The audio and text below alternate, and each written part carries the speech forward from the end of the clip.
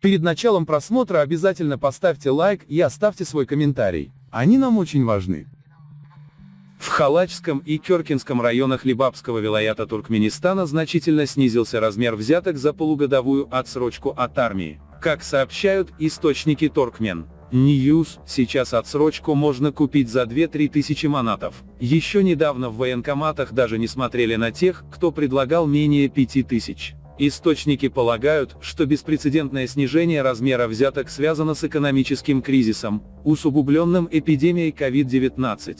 Доходы людей значительно снизились, поэтому по прежним расценкам платить никто не готов. Сотрудники военкоматов решили, что лучше получать меньше, чем не получать ничего. И это сработало. Узнав о снижении расценок, многие родители призывников стараются заплатить за отсрочку для сыновей, рассказывает житель одного из районов области. Те, у кого нет денег, берут в долг. Люди рассчитывают, что в эти полгода сыновья найдут работу, и такая небольшая сумма взятки легко отобьется. Также существует надежда, что до весеннего призыва границы все-таки откроют, и молодые люди смогут уехать учиться или работать за рубеж.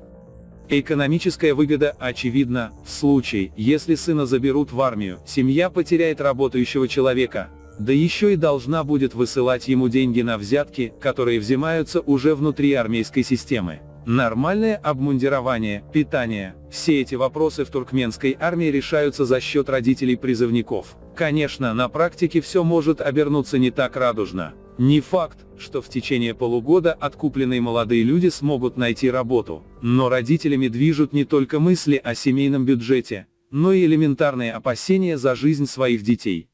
Экономическая выгода очевидна: в случае, если сына заберут в армию, семья потеряет работающего человека, да еще и должна будет высылать ему деньги на взятки, которые взимаются уже внутри армейской системы. Нормальное обмундирование, питание – все эти вопросы в туркменской армии решаются за счет родителей призывников. Конечно, на практике все может обернуться не так радужно. Не факт, что в течение полугода откупленные молодые люди смогут найти работу, но родителями движут не только мысли о семейном бюджете, но и элементарные опасения за жизнь своих детей.